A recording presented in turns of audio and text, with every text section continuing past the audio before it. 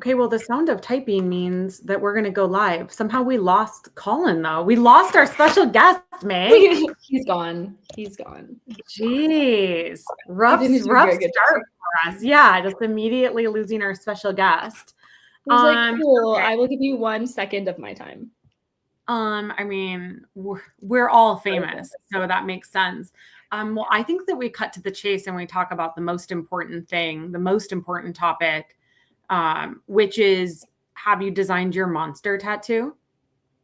Okay, so I just broke 10,000 followers. And I know, it's funny because I feel like sometimes we're in an echo chamber and I compare myself to people who, have like 20,000 and 100,000 and 400,000. And a cool stat is, I think having 1,000 followers, like followers, not just connections, is actually 10%. Having 5,000, like the top 10% of LinkedIn creators, having 5,000 is the top 5%, and having 10,000 is the top 1%. So, we just like, it's easy. I mean, I've been stuck at 7,000 to 8,000 for years. And so it's really nice to hit that milestone. But also I'm one of those people that like never stops to feel grateful. I'm always like, what's next? What's next? What's next? So it is really nice. And I bet Colin months ago that I would get a Monster energy drink tattoo, which is his favorite drink. I'm like, are you drinking one right now? If I hit 10,000, Colin, I just did. Monica said I should get like Megster, like the little with the thing. So I like that. Yes, I support that. Time, yeah, I'll have a fucking Monster energy drink tattoo. I'm so jazzed. I cannot wait for this. Yeah, don't make jokes that about, jokingly betting really stupid shit if you are working with an amazing coach. That's my advice today. In the shipping department, we don't write checks we're not going to cash. No, we cash it. Yep. Yeah, we're cashing it. Also, Meg, like, just a big congratulations for that milestone, because I've watched you just like sprint towards it over the past few months, and really, like, of course you're like putting in the work and making the content, but I know part of that journey was also like embracing or really like rooting in a truer version of your identity, which is like a whole different type of work than just writing and publishing content. So massive congrats to you. And I think it's more than just the posts, right? Yeah. Yes. And honestly, it's funny because I've been talking to some people, and the first thing we did was branding, and it's just really weird to me to have people message me on LinkedIn, and the first thing they say isn't just something super generic like, thanks for connecting. It's like, I'm obsessed with your hair, or like, I like love you. And I'm like, okay, cool, I just met you. But like, it's very fun and weird. Or like, I love everything, like the purple hearts and the aesthetic. So honestly, I think like embracing content has been more of like a spiritual journey of like radical authenticity. So it's really beautiful. I love it. Well, and I remember the three of us plus Monica in February were sitting at lunch, and we were brainstorming new handles for you because you were going to start creating on TikTok. Yeah. And you just felt so called to something like the sales witch, Meg the sales witch, that sales witch.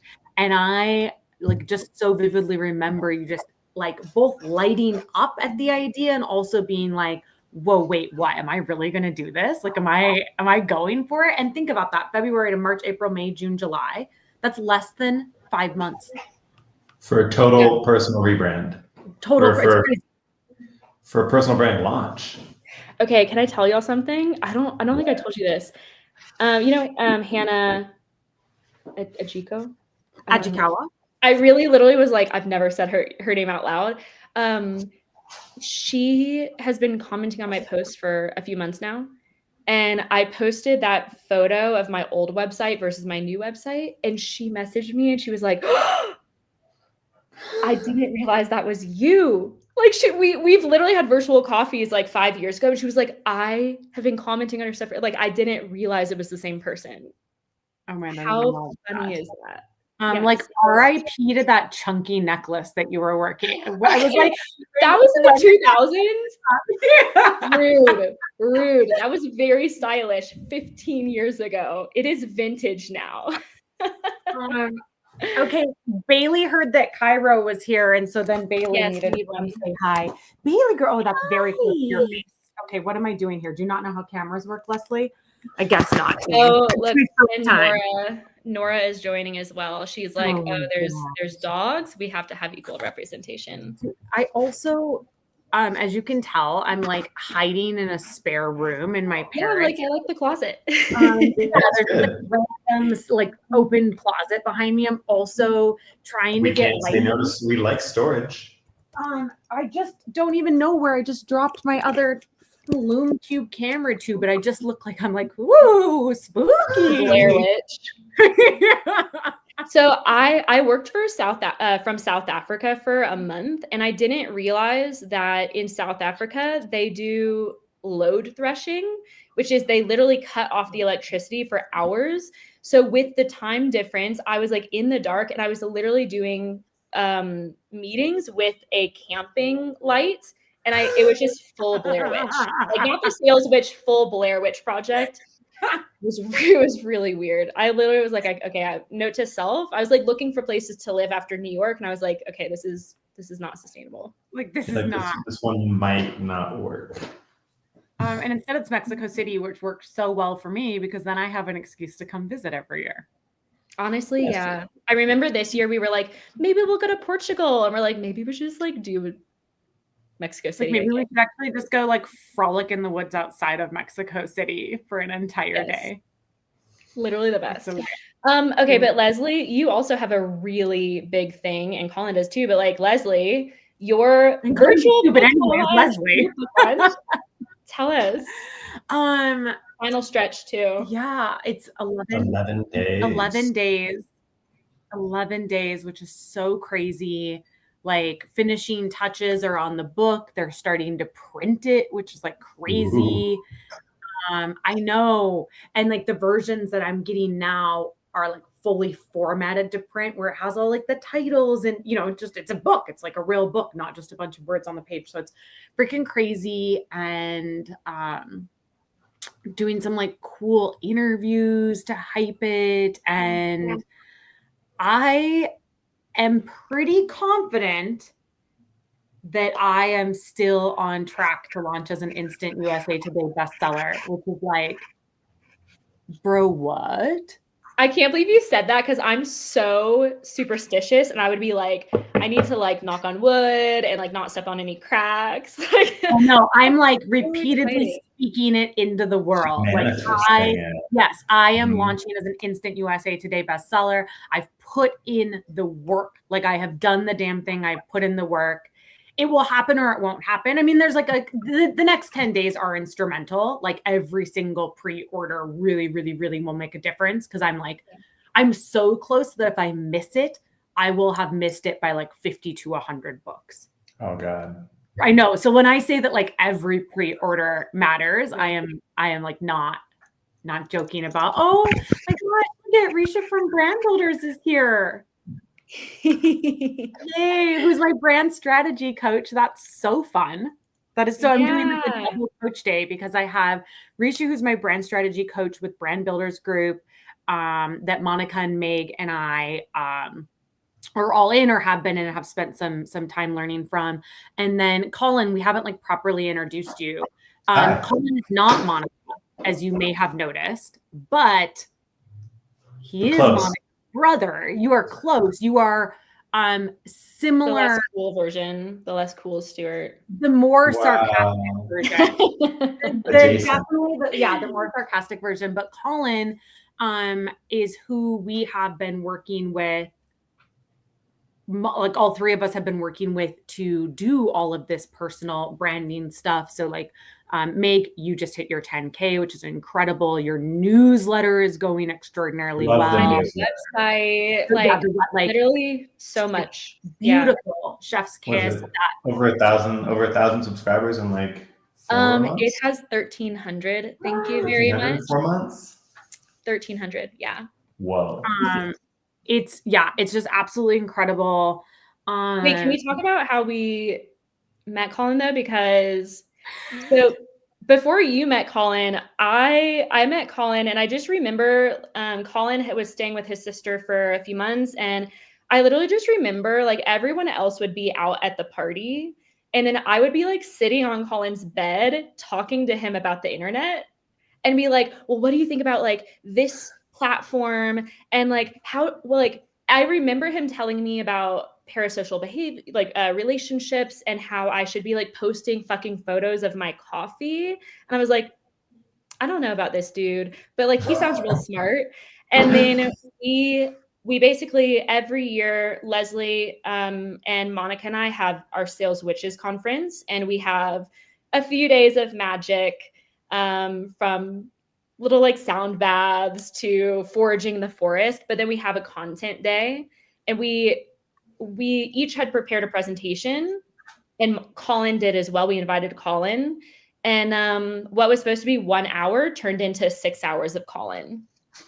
So everything, he just taught us like the entire, even just like 15 core strategies about the psychology of social platforms, of parasocial relationships, of like all of these very deep, nerdy, technical things. And I think that's really interesting. Like I've learned so much from different strategies on like the tactical stuff, but I think Colin is just a wizard, a total master of the psychology of the internet.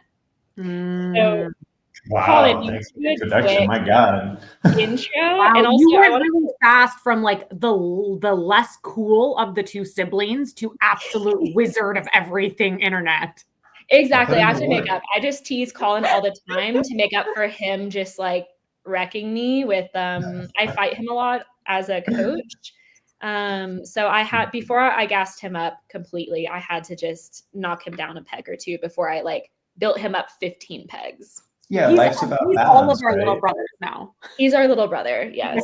Thank you. You know, that sidebar about that presentation is the night before the workday, I was still on the fence with Monica about going. She's like, just fucking go, right? And I was like, okay, fine, I'll go. And the night before, maybe it was like 9 p.m. or 10 p.m. or something. It clicked with me. I think I was just like eating dinner. I was like, I'm giving a presentation. I thought I was just showing up. So it's like 9, 10 p.m. I'm like, what am I going to talk about? And I grabbed a notebook, like paper, like people used to use. And I just start writing things down. And that's why the presentation was maybe a little long, because I was like, I don't know, I just need to come up with a structure. I just need to put some ideas on a page. I need to come up with like 3 core ideas, and I'm just going to go through that. Okay, we also asked how many questions, Meg? Like 200? Well, considering he had like literally 15 core strategies, yeah, I think it was like more like 5,000. So yeah, it's amazing. But Colin, even like tell some people about your background, and also so I've shared that I'm like working on my newsletter and my boot camp or whatever. Leslie is launching a book, and you have a really, really unhinged thing that you've been doing for 31 days. So like tell people about that. Okay. So I've been working in the creative industry and social media for years, like a decade, right? But I'm always behind the camera and behind the scenes. And when I started working with you and Leslie and Monica and being kind of closer to the front on social media here, I was like, I've been ignoring it myself. And I'm telling people, do this way, do this way. Just film yourself. It's, just do it, right? Just shoot it, just film it. And I'm like, but I'm not doing it myself. And if I'm talking to someone that's outside of my network that doesn't have a referral, they don't know me from, string cheese. So I should probably build my own personal brand. But I didn't want to do it in a normal way. I'm like, I'm just going to make it a challenge. So I decided on the 1st of July, that I'm going to go from nothing to just build a personal brand in 30 days. And what I decided to do is, also in a typical Colin fashion, is I'm just going to I'm going to make new accounts on every platform, and I'm going to post on every platform multiple times a day for the entire month. So at this point, I'm up to about 800 posts, and I should break 1,000 by the end of the month pretty easily. And that's including long form. Yes, not easily. Yeah. I'll easily break it. It won't be easy to do. That's including a long form video on YouTube every day, and I'm trying to just put a lot of value into that one. And right now I'm working on a 6-part. It's kind of like a zero to sustainable creative playbook, and it's a 6-part video series where if someone is just starting from zero, or just whatever their zero is. I like to say that your starting line doesn't matter, it's about the goal, but wherever you're starting from, you can get to, I can make a living as a content creator with the information from these 6 videos. And that's what I'm doing right now. Okay. I was like, because you're basically trying to do it in like 30 days, which is... I'm doing it myself in 30 days, but the content that I'm putting out in that time is I'm trying to just go through my archive of everything that I think that other people might find valuable. And it's tough for me because a lot of things that I do or I know, I assume to be common knowledge. So digging through the archives and trying to see like what would be valuable for me to say out loud to somebody else. Yeah. And I think that's, I just, almost choked because so many of so we have a little group chat called the shipping department, and it's just so funny because Colin will just say something and I'm like, I don't think that you're speaking English. Can you repeat that? But like in like 3rd grade language. So I talked about, for me, and I think it's very cool because Monica, Leslie, and I are all starting from very different places. I think I started from a place of like, I was doing really well on LinkedIn 5 years ago, and then I kind of stopped posting. So me, it was like a reinvention. It was very much focused on rebranding and really finding my voice again. So for me, radical authenticity was like and even just, I have a very different brand. Mine is more of like the explorer. And I think it's like snarky, what do we say? Like snarky, witchy, and full of existential dread. Like, I just honestly, I think about the things that I've gone viral for, and it's just really stupid sometimes. But look at this handsome boy that just joined us. Yes, Cairo. Sorry, I caught him licking himself. I got his cone off. We always are like, why doesn't Colin have a social? But also, why like Cairo is content, Cairo is content. But Leslie, I'm curious, like for you already had like such a strong brand, but like what were some of the big lessons you have been learning over this journey? Oh, that's a really interesting question. I feel like a couple of things. Maybe one is like the mantra, we are famous. You are.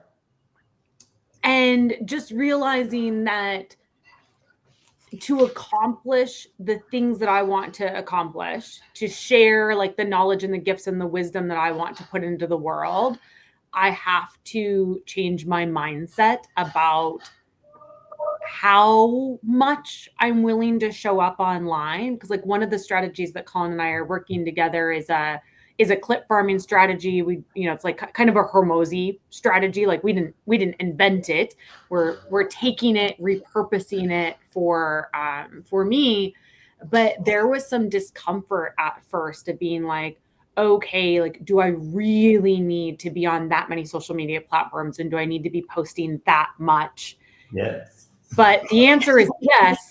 But it was, kind of like your evolution, Meg, that it was a a process thing. Like, how do we actually create the systems that allow me to create and publish the volume of high quality content that will help us achieve our goal of 1 million views a month, every single month on social.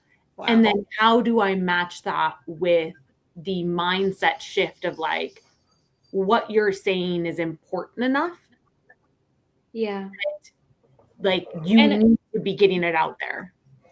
And I would love for you to like talk about what that means, because I think it's funny because Monica and you and me, we're all coming from very different places in terms of follower count, audience, engagement.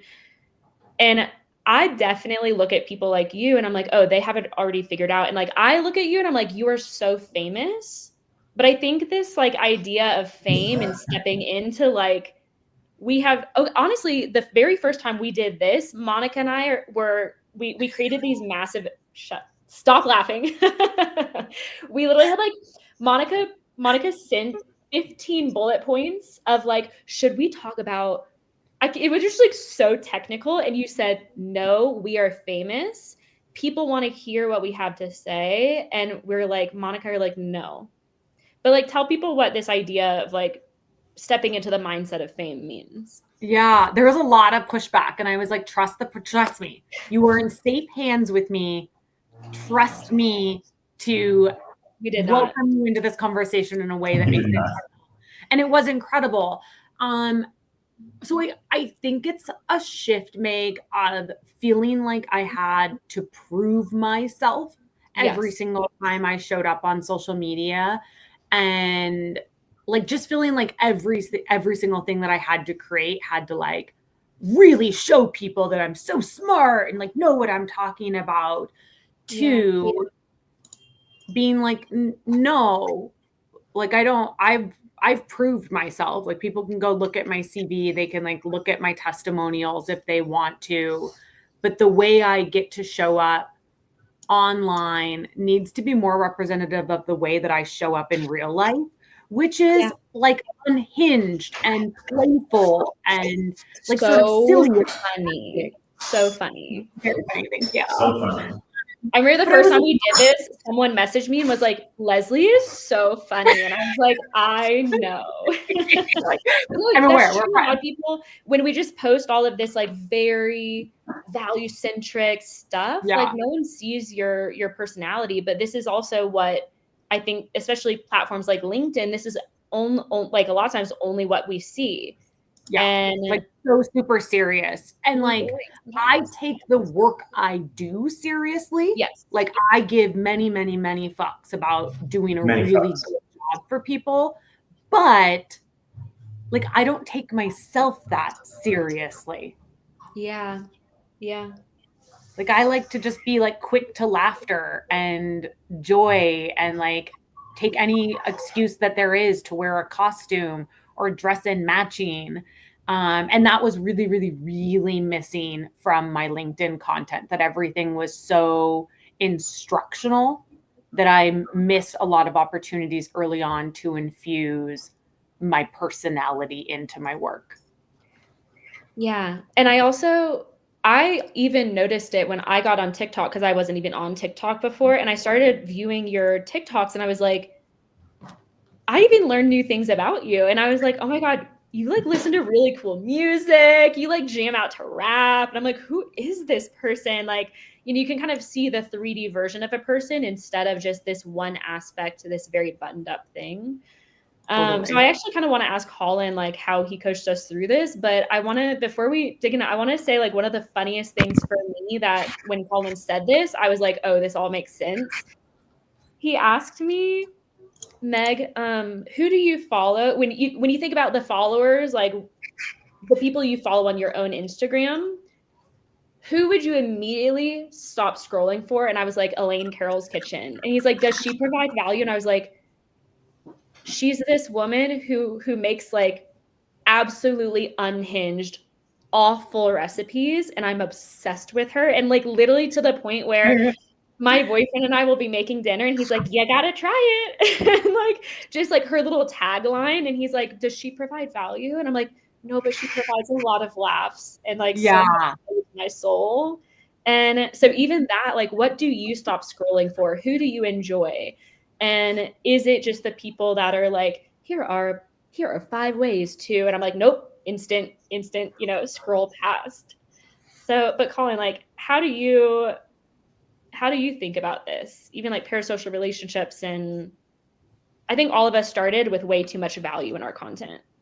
Yeah, I think that it comes from a confidence thing. Like, I don't want to say insecurity, but kind of like we want to prove to everyone that when we show up that we are worth listening to. So we just like kind of vomit, I'm impressive. And it's like the guy at the golf course that like shows up like this with his watch. He's like wants to let everyone know like I earned being here, but you're already there. And what we're more interested in is the person behind. Like Jaden Smith is a really good example. His social media presence is wonderful, and he's an actor and he's a musician. But if you go to his social media page, 1 out of every 50 posts is a new song. He didn't even like post. He doesn't post clips of the movie he's gonna be in on his personal page. He posts him hanging out on the set with his friends, and his dad shows up or something like that. So he's a musician and he's an actor, but if you go to his social media, it's him, not his work. And that's what makes us want to go to his movie. That's what makes us want to go listen to his music. Like Justin Bieber, for example, he didn't post a single teaser for his album coming up, and he had a huge social media run. And then when his album came out, we were all like, I want to listen to it. I need the tea. This is his response to everything that's happened over the past 3 months with him and his wife and all of social media. And getting uninvited to brunch. The horrors. He got uninvited to brunch. Maybe the answer's in the album. TikTok is eating the album up. Like every single post is like, ooh, light skin Bieber's back. And they're so freaking funny. TikTok's so funny sometimes. I have a question for you though, Colin, because I think, or at least what I have found, and I see it in other people as well, that you have to cross a bit of a threshold before you can ask people to care about your behind the scenes content. And I think that there is also something there on the spectrum of like authenticity to oversharing, where people hear over and over again to like show up authentically, and how that manifests as they sort of like show up and overshare. And I know it's different on other platforms, but like for LinkedIn specifically, like people, I don't know. I see people show up in a way that maybe doesn't make sense for where the platform is at today. And so then they're getting 1 like, 2 likes on their content, and they're super, super, super frustrated because they're like, I don't understand. Like, I'm making behind the scenes content. I'm being authentic, but it's like, ooh, I don't need to every single day just see what coffee you made with no other context. Well, I guess I would ask is they're saying I'm doing behind the scenes content and I feel like I'm being authentic. And if you take a step back and look at your own content and start searching and start scrolling, are you being authentic, or are you being a copycat version of celebrities that you see that you feel connected with? And on LinkedIn, there's a completely different voice that people talk with. There's this pressure, once again, to show up with value, because you're like, I need to let everyone know that I'm a professional, that I'm worth money. Like, this is where I get clients, this is where I get business. But it's kind of like the country club aspect. You're already in the club. And if people are seeing it, they're already in your circle.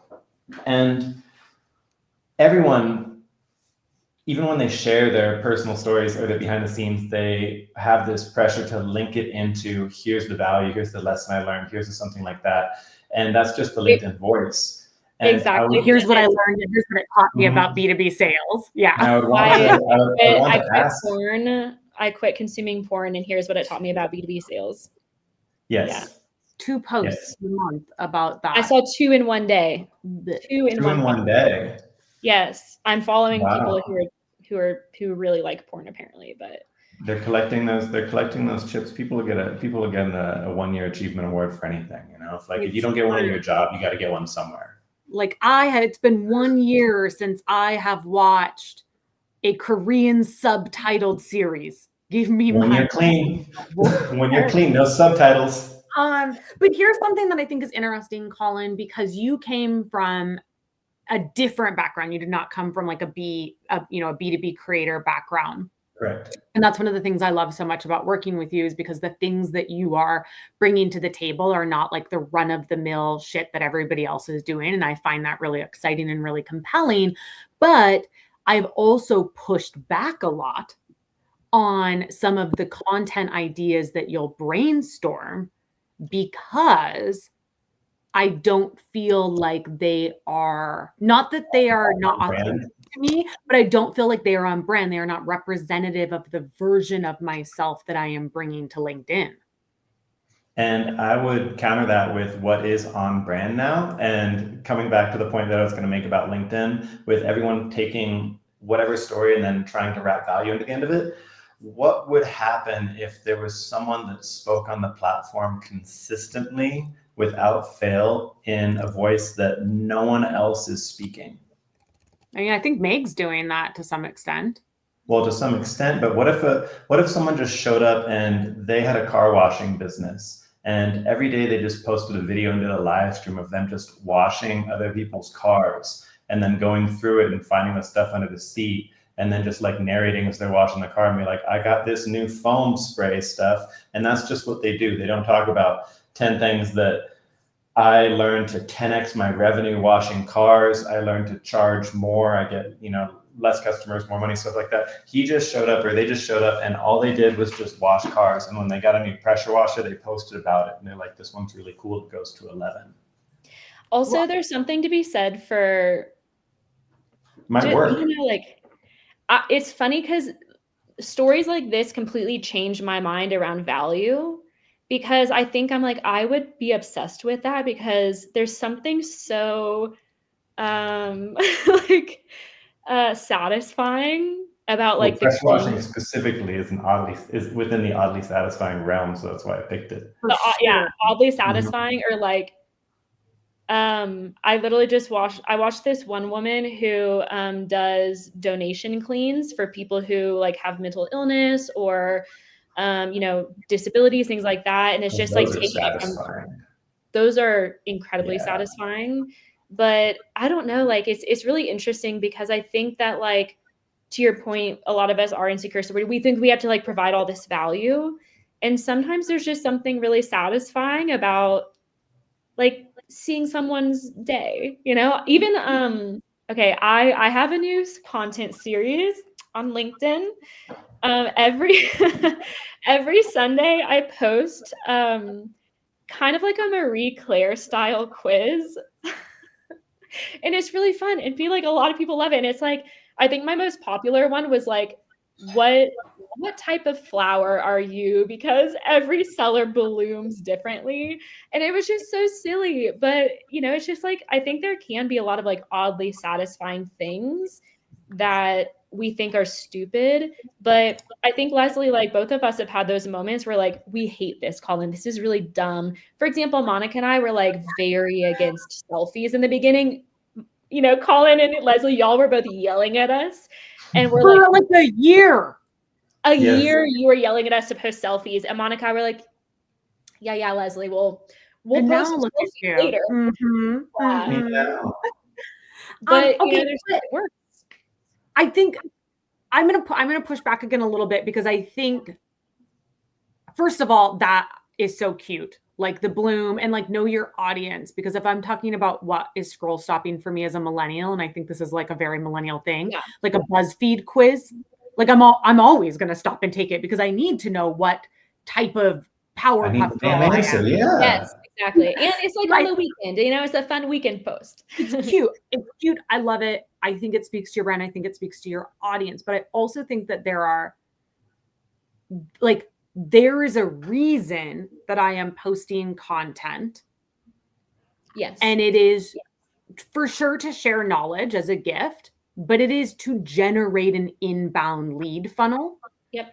And I think that people are posting content for different reasons. Like some people are just doing it for the attention, and that's that's what they want. Like they don't ever plan to monetize, or like monetization is not. I don't think some people even think about that. I completely agree with you. I think that a lot of people are posting they're just looking at one metric, which is engagement. And they're just trying to do whatever they can to get, is this post getting more engagement? Is this post getting more engagement? And they're 100%. Not thinking about what to do with the engagement. So there is no. And I think that's different though too, for like, are you trying to get like attention, eyeballs?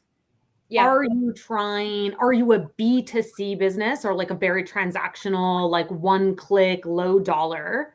Or are you trying to earn enough trust from your audience that they'll come inbound for $100,000 product offering? And there are nuances to the type of, or maybe the balance of content that you should think about creating based on what you plan to do with the community, with the audience that you create.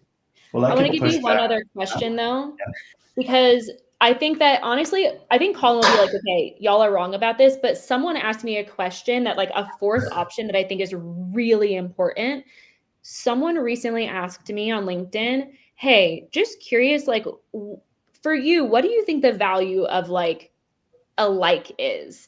Do you think more likes equals like a better, easier ability to get a job?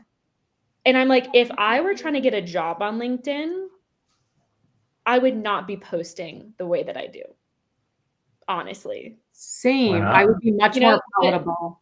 But I think a lot of people, even like, I think, even when you're trying to get a job, posting super vulnerably, I wouldn't be posting about psychedelics probably. Like, I own my own company and I have an ability to, like, we also have ability to control what types of clients we're looking for. And so like, I think that's a really interesting one. I think some people, to your point, Colin, don't even think about what they're trying to do when posting. So I think that's the first thing. Are you trying to build a business?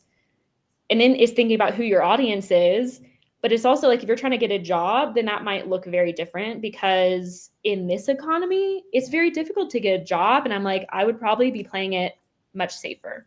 Well, I can definitely tangent off that too, because I just did a video about this on my channel about the creator trap.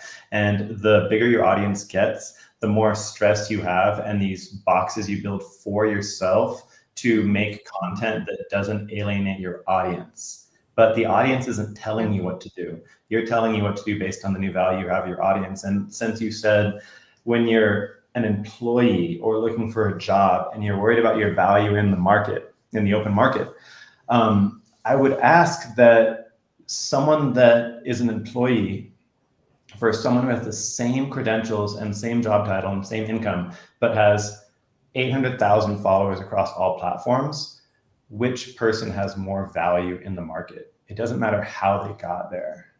You're less likely to get hired if you have 800,000 followers because you are a risk. I think that would come from an insecure job person, but I think welcome to the hiring market. But wait, okay, to be fair, Colin has not worked in corporate America though. What?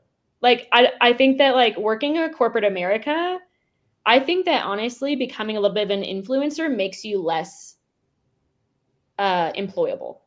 I have a friend that became a little bit of an influencer, and it made them very much more employable. In fact, their rates doubled. By who?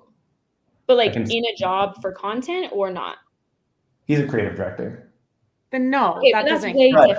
But he did a whole video about this, and the feedback on it in that video from other people in other roles was huge. But that's because he is able to use his social media as part of his CV. Yeah, exactly. So you think that if someone had 1 million followers across all platforms, they would be less likely to be hired for a hedge fund management role? Yes. Yes. What about that sales guy that just talks about crushing spreadsheets and locking in? You don't? No, but I think his company didn't fire him, right? But no, to Leslie's point earlier, it depends what you're posting, because I see some people posting about their trauma, about like, they're very open about potentially controversial perspectives. And that's just my point, where like, if you have, like, depending on your platform, I do think that there is a little bit of risk. I don't And want like, to see. I don't want to see anyone keep their head down and not speak their mind and not look for the light and the stage to shine on because they're worried about putting food on the table. And I think that if you find a way to build your audience being authentically you, if that authentically you person is so toxic that it makes you unemployable, then you probably shouldn't have been in that job in the first place. Well, you're not wrong, but people also have bills to pay and are caretakers. Literally and, food to put on the table, children to. it's like a very. I would still argue that someone that has a huge social media following, no matter how they got that social media following, as long as it's within an industry that doesn't directly alienate them from their industry that they're employed in. Like there's obviously a big issue with OnlyFans people, right? Like you can have 10 million people on OnlyFans and you see people get fired from teacher roles, from hospital roles for that exact reason. But if you are posting a general type of some sort of value-based core content, and then you've got just something, whatever, and then you're just posting a bunch of bullshit as super top of funnel. The super top of funnel can be as unhinged as you want. You can do street prank videos. If you're not breaking any laws, if you're not injuring anyone, if you're not getting banned off those platforms, I don't think that there's anything but a benefit from having a large social media audience, especially if you're in a job market. If you have 800,000 followers and you get fired, don't you think that your potential employer is one removed from that audience? Potentially, but Amelia had two really interesting comments. So she actually said that a large following count could actually be that like considered as a flight risk. And I think even like, for example, I do find that like being a consultant is the same thing. People don't want someone who like hasn't worked in the job anymore because they're like, oh, they're probably just gonna like once their coaching business gets good again, they'll probably just leave or whatever. When you say people, you're talking about people with insecurities. But I do think that but okay, I think that's the same mentality. That's the same mentality being a guy in the dating scene, and then you find a girl you really like, and you're like, "Fuck, she has 5 million followers. I can't date this girl." Okay, but you're not talking to us. I'm like, dude, we get it, but I think like employers, a lot of them are insecure. So like, I wouldn't want to work for an insecure employer, you know. She was saying that like I think a lot of people most people do curate themselves online, and I think that's the funny part too. So I just accidentally went viral about a funny post about something my uncle said, which was like, my uncle told my mom that she needs to tell me to like be less honest on LinkedIn. Mm-hmm. And Leslie and Monica and I joke constantly that we're like, ooh, people think that like I'm being so authentic on LinkedIn. And I'm like, you do not know the half of it. You know, like, this is very curated. This is very curated. Ooh, I do psychedelics. I'm like, y'all do not want to know the other things, you know? Correct. Like I published my LinkedIn post and then put on like a just filthy Chris Brown racket flip, and then like go for a walk and let my ADHD take the wheel and drive while I find perfectly shaped rocks. And then I'm like chatting about who knows what, the Fish concert I'm going to go like, you know, we're not going to mention it here even, but yeah, the things that happen in our Sales Witches group chat can never come to life.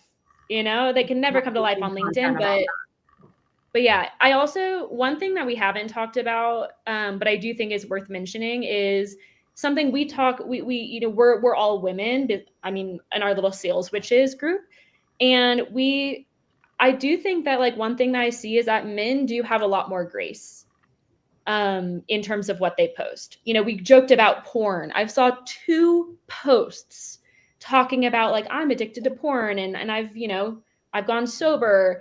And those are like so celebrated. And it does irk me a lot that I know that as a woman posting certain things about myself, like being that level of transparency is not embraced, you know? But everything has balance, even in this very flawed society, in that we get more grace as males, especially as white males on the internet. It's pretty damn easy for us to not get flamed. But the growth potential of being a female on social media is higher. So with great power comes great responsibility. You can post the same script and content as I, Meg, for 90 days, and we can just do word for word, same shot, and you'll get more growth. Oh my gosh. Unfortunately, with that growth is going to come a lot more flame. Yeah, there's going to be a lot. The comments would be much more hateful. I was about to say, I'm like, oh, it's so nice. People are like, oh, it's so easy being a girl. And I'm like, until you look at our DMs, and it's great power comes great responsibility. Not so much fun. Yeah. You got a lot of growing pains there. So yes, we get a lot more grace, and we can kind of say whatever we want, and no one's going to really, cancel us for things as much. Like, people are much quicker to put hate on women on social media. Very unfortunate. At the same time, you could also just learn to manage that, avoid that, silence that, and then instead of letting that dampen you, use the superpower that you have, which is you're just automatically more marketable. Yeah, I love that. There's this woman on TikTok that I follow. I actually don't know what her handle is off the top of my head. She's blonde, like completely tatted, does like crazy ring stacks, like crazy nails, like amazing makeup, amazing fits, and people will leave such nasty comments. And so she's been starting all of her videos with the comment in the corner, and she like is leaned all the way in, and she's pretending that she's reading it, but instead of reading the nasty comment, she'll be like, "I love your style so much. Thanks for sharing it with the world. Can you show us more about your ring stack?" And I'm like, it's so good. It's so brilliant. Well, was that your post this week, or whose post was it about, like, how do we deal with trolls? That was yours, wasn't it? Me, and it was inspired because Colin has been teaching us. And okay, honestly though, I think it's really funny because, we do talk about the trolls in our group chat a lot. And like, I know that Colin has been teaching us a lot. And it's funny because when I first started dealing with trolls, I would literally be like, and you're wrong, and this is why. And he's like, Meg, I know that you think you're winning right now, but he's winning. But one of my favorite they got your attention, and your attention's worth money. Yes. Your attention has value. In fact, women's attention has so much value. There's an entire website devoted to it that cleared 1.9 billion last year. Yeah. But honestly, that poster was really fun because I have learned some good strategies, but two that I want to mention. So Leslie, you had two people troll you, and what they said was really funny because the first one was like calling you emotional. And the other one was like so fucking condescending. It was like, "Oh, are you hungry? Do you need a cookie?" Literally, someone said that on your content, and we were like, "Oh, no, he didn't." But now turning that around to use on trolls is really effective. And so I did the cookie one to someone, and I was like, "Oh, are you just really sad? You need a cookie?" And he was like, "I really, thank you for just like coming back." He was like responded really nicely, and I was like, "It's okay. We can all have cookies." And he got a little bit upset again, and then I just came back and I was like, "Hey, cookies are still available. Would you like to share a cookie with me?" And he's like, "Actually, thank you." Get you sponsored by Snickers, because that reminds me of that Snickers commercial where like the person's being just ridiculous, and then they like have a bite of, and then they have a bite of Snickers, and then they're like feeling better. We just need to get like a custom Snickers meme that you can constantly reply to. Yeah, but I mean, the thing is that like trolls really are, it's just so frustrating. But Colin is teaching us all that it's not about you, and just to like completely ignore them or just completely divert the energy. And I appreciate it. But I'm also just learning to block and just ignore because it's just a part of the thing. But I think that y'all know that I've been like standing Whitney Yulin's podcast, How to Be Famous. And I think one of the coolest things is that she talks about the reasons why it's really scary getting more attention. And this is, I think, what a lot of people don't realize. Like, Leslie, you have shared, like, even just the book, you're like, you said something that was so funny because you're like, "Oh my God, if I what if this isn't good? And like, what if this isn't perfect? Like, you know, we think that it's so exciting launching a book, but we forget that all of these things that we do just come with like so many more levels of pressure, which is exactly what you were saying, Colin. Like, it's really scary. What is it? What would you say? The creator trap? The creator trap. Yeah. It's a creator trap, yeah.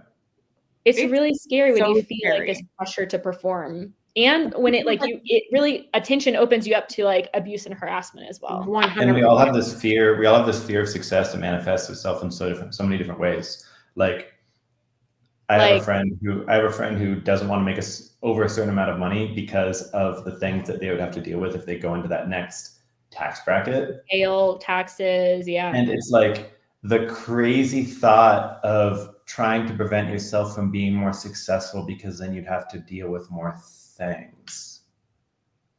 It is. Yeah, no money, my problems. No money, more problems. Well, that comes back to the follower based thing. Like, oh God, if I have too big of an audience, these are the things that are bad about it.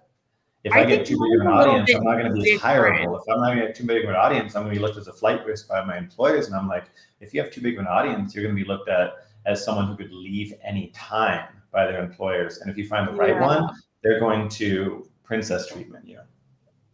Leslie, how does that show up for you though? Yeah. I dropped a podcast in the chat, which is something that I listened to years and years ago. You actually recommended this podcast because Andy Paul recommended it to you, the Disrupt Yourself podcast. And I was going for a walk and I put on a random episode. This woman has hundreds of episodes. I completely chose this one at random. And the guest happened to be a woman who grew up in Montana, who is creating content in a predominantly male space and was getting a lot of hate comments. And she ended up writing a book called Fire the Haters that I ordered immediately and read. And I really liked it. A lot of it is like, when is a question good faith and worth engaging with? And like, when is somebody going out of their way to misunderstand you? And then there's really no point in engaging. But I think like for the book, I do get picked apart pretty good on some posts. And like, I am very fortunate to have a big community of other like B2B sales creators who are men, who are white men. And they're like, no, that unequivocally does not happen to me, or it happens at like a 10th of the scale. And so something I was nervous about with the book, especially because I was putting so much of myself out there in a way that isn't like, I can't just edit it or delete it like you can on social media posts, is escalating that level of hate. Because the more famous I am, the more confident, like the more I stand 10 toes down on my knowledge and like on that, like that makes people that are mad even madder. And like, I have gotten death threats and rape threats on social media. And like, I'm out there, my first and last name is out there. Like people know I live in Chicago, and I find there to be an element of like a fear of like genuine, like crossing from social into reality. Like that is genuinely something I think about, and that's scary and that's messed up. And that is a valid fear. And I've run into that situation a lot with content creators in the last industry I worked in, which is the number one risk. And all of these people are, stage names, pseudonyms. They guard their privacy with their life, right? And the first thing that you do is you just live in a building with a doorman. And that eliminates double doorman, 24-hour double doorman. That eliminates 90%, right? And then the second thing you do is you get a phone set up in your spouse's or your parents' or business names. The phone isn't on your bill. And then you do that, and then the rest, like the majority of the rest of it's paranoia. The majority of the rest of it's paranoia. Like it is a risk. It is a risk, but no more of a risk than just going to a mall and just ending up being a stray in America. And like, also, I'm not gonna let that keep me down. But Correct. honestly, the thing that Colin was saying earlier, about the fear of the possibility of someone that you don't know exists yet, having a feeling towards you that could be harmful to your personal health, preventing you from being your most famous and successful self. Yes. yeah, That's how but they I would think, most win. but it's actually interesting. Colin mentioned it earlier, but you said that like this thing can show up in a lot of like different ways. I think we've been talking about the conscious ways of like literally fearing, retaliation and harassment on content, but also even just fearing like not feeling worthy of things is something I've been really struggling with. Like, one thing that I love in it because of our group chats, and like Leslie, I met you on LinkedIn like 5 years ago or something, which like immediately clicked so hard. I met Monica because she was actually consulting one of the partners that I worked with, and he was like, y'all seem really similar, you would vibe. And it's actually been so cool though, because I think a lot of people don't realize the value of surrounding yourself with people who are doing bigger things than you. So Because important. if you can't visualize what it looks like, because like I grew up struggling, like my mom worked multiple jobs and I never had a lot of money. And so even achieving like multiple hundreds of thousands of dollars per year, I was like, I don't know what to do now because I literally cannot imagine what's next. And I think a lot of times we like self-sabotage and hinder ourselves from success because we can't visualize what it looks like to do it differently. So there's a lot of other interesting things that come up with that. That's really There's well the said. upper limit theory by Gay Hendricks, Yes. and that's something that Monica and I talk about a lot, and it's so true. And when I learned about that right before the pandemic, I learned about that, and not only did it change my thinking, but it changed my life. I left my hometown, I quit everything that I was doing, and I blank slated, and I moved to a different city, and I actually got rid of pretty much every friend that I had, and didn't tell them I left, and just whoever followed me, that's what my friend circle remained as. Because I realized that I was upper That is limit the most theorying common myself thing to do in the world. so many different ways. Obviously you took Cairo, and then you gained 2 new best friends in Meg and I. I dropped one more little link into the chat because you're a LinkedIn user. You're the anonymous person. I am the anonymous LinkedIn user. I can't figure it out. I probably could figure it out. I just choose not to give enough hacks to figure it out. It is what it is. LinkedIn is an extraordinarily hostile place to do live shows. They make it as difficult as they can for you. But that's the book that we're reading for my book club, the August session. Yeah. And it's called Unapologetically Ambitious. And the author had a pretty interesting childhood. And a part of the book that I just read or listened to is that they would keep the house at like 66 degrees or something like that is all they would heat it to, so that they could save the money to put towards her college education. Oh my God. Something that stuck with her as a core motivation is that she never wanted to live in a cold house again. Isn't that so resonant? I know. I just thought it was so powerful. Like so powerful. And so then that became like the fuel that fired her. I also just looked up this book though, Colin. Have you read the book, The Big Leap, on the upper limit theory? Yeah, that's the one that's like blue with like a apple on it or something. Right? No. Yeah, the goldfish jumping from one small thing to another. Okay. I think I literally was like, Monica told me so much about this upper limit. I was like, I'm going to get the book. Is that the same author? You know what else is huge is the motivation that she had to not live in a cold house again, were all the motivations that were driving me until I had this like reimagining. And then I tried to shift all of my motivations to things that I'd never experienced, instead of my motivations being, I don't want to ever experience this again. So not limited by your past experiences, but completely. I try to change all of my goals from, instead of my goals being, I don't want this ever again, to I do want this for the first time. And I think that is literally this book. I'm excited. I'll report back. I'd love to hear it. Y'all. And I just want to say thank you, Colin. Like, Thank you. I think that like a lot of people, especially even with like coaching and things like that, I don't know about you, Leslie, but I always have that little like, ooh, this is like a lot of money. And it is kind of like that fear of investing in yourself. But I mean, I've been through so many coaching programs these days now that I'm like, I know that it will bring rewards. But I don't think that I was prepared, Colin, and working with you for it being like a complete spiritual journey as much. And just to see, I remember when I joked with you and I was like, well, you know, I would like love to see 10,000 followers by July. And you were like, how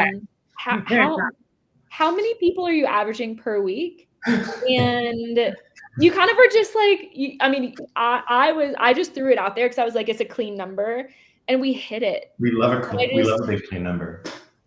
Yeah, and I just think that like I would have never been able to do this alone.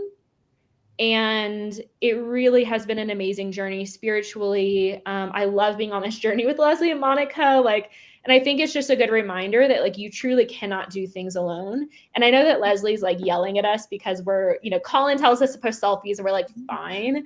But, you know, it also shows that like I've been listening to the Whitney Yulin podcast, and she's a life coach, and her husband got a life coach. And it's funny because she's like, I've been screaming at him, like, do these things for years. But it's like when you invest in someone, when you pay someone to tell you what to do, there's also a different thing of it. So that really stuck with me, because I'm like, whenever Colin tells me to do things, I definitely roll my eyes and yell at you. And I'm like, I'm not doing that. That's stupid. And then I do it and it works because I'm like, I have to. I'm paying for this. It makes a difference. Yeah. And I also wanted to say thank you as well, because working with you was working in this professional capacity. It was something that was really exciting for me and also very eye-opening for me, because I realized that I showed up as a consultant, and then I realized that quickly it was a player coach role. It was like, I was a consultant coach, and working with people on social media that aren't, because previously I was working with people that were so deep in social media and I'm doing the tricky back-end stuff. Now I'm working with people, bringing them into social media and then giving them the foundation. And it wasn't something that I considered that I was going to have to help them with the coaching aspect, not just the mechanical aspect. So it's like, welcome to Colin's kindergarten class. It's cool, kindergarten. What I think what the four of us have done over the last 6 months, because like we have all been a bit of a kind of like beta test of this new iteration of the value that you can bring into the world, and figuring out what you can translate straight across, what maybe needs to be changed a bit, what sort of like doesn't actually translate. It's been so cool to watch everybody's journeys, including yours, and to sort of tap into some like unabashed creativity that isn't the standard in B2B content creation. Fun. But makes it so much more fun and gets people to huge milestones, like a monster tattoo for 10,000 followers. I'm like, I don't know, a couple hundred shy of 50K on LinkedIn, which is like a crazy. We've all been running towards a K, you know, like a little win. And I did really fun to do it together to a tattoo, because I'm not crazy. Okay, so but I thought we were all getting witches tattoos. Yeah, I got the wizard. Next year at the conference. I will get what's something that's like witch related, but maybe more like herbal, earthy. Like a rune. Yes. Yeah, runes. You should get a rune. That's really special. Thank you, Cairo. Yeah. Thank you, Cairo. Cairo's telling us to wrap it up because we're 5 minutes over. And fine, Cairo, you are the boss of me. One quick story before we wrap. Monica, for Sales Witches Retreat, was like, hey, do you care if my brother comes? And I was like, yeah, I mean, whatever, sure. And she was like, he's really cool, you'll like him. And I was like, sure, whatever, Monica, like, sure, that sounds great. Like, he has a dog. And I was like, oh, well then yeah, he should come. Can the dog come? But I wasn't wrong to invite Pyro Pyro. did attend. Yeah, I wasn't. He did show up. Yeah, He did attend. He was a wandered star. off. And Colin, thank you as well for, I feel like we all are your big sisters at this point, because even Colin was like, I don't really have a lot to say. And I was like, Colin, you're doing it. You're doing this talk. You're coming with us. We're forcing. He's like, no, I don't want to do it. So it actually is really funny now because Colin used to bully us, and now it's like the students have become the teachers, and now we start bullying Colin to do things. So it's all about thanks balance. for letting us bully you into it. I love it. This was so fun. Thank you so much, team. Congratulations to both you guys on the 10K and the book. Yes. I think both of those are going to be, no, the book's not going to be, both of these are going to be live by the time you guys do the sales alchemy next, huh? Okay, wait, I have one more thing. I do want to say, we haven't talked about the moon. I just want to say one thing about the moon. What about the moon? What about the moon? Okay, so literally I think it's the next full moon on August 8th is the Lionsgate portal and the full moon. And if y'all don't know, for me, the Lionsgate portal is this very powerful portal with Leo energy, which is like super extrovert and just like all of your power, just like living in strength. And I literally, it's like, I think it's 2, because you have your virtual launch party on the 5th or the 6th of August. 6th, right? 5th. But then I'm doing the live Chicago one on the 8th. Exactly. And honestly, I feel like our next one, I think the very first week of August is going to be such a powerful portal. And I feel like everything's happening in the next week or two. And I'm just really, really excited for it. So we're going to have a lot to celebrate. I think we'll have to have like some champagne on the next one, like a mimosa. Yes. Okay. Let's do that. That's so fun. Yes. Man. I think we have Melissa. Is Melissa Gaglioni next time, or is someone next time as well? Our special guest. I don't know. I'm not. So maybe Becca. Is Becca B? Yeah. I don't know people's names. Super freaking cool people. There's no wrong choice there. They're both witches. Yeah, so we're gonna have some witches, some Lionsgate portal celebrations, and some mimosas next time. Okay. Well, I'll see you like immediately after this on WhatsApp, but I'll see everybody else next month. That fourth Friday of the month. Every month we're here with Sales Alchemy. So put it on your calendar, and we'll see y'all again next month. Yeah. Thanks so much. Bye, team. Bye.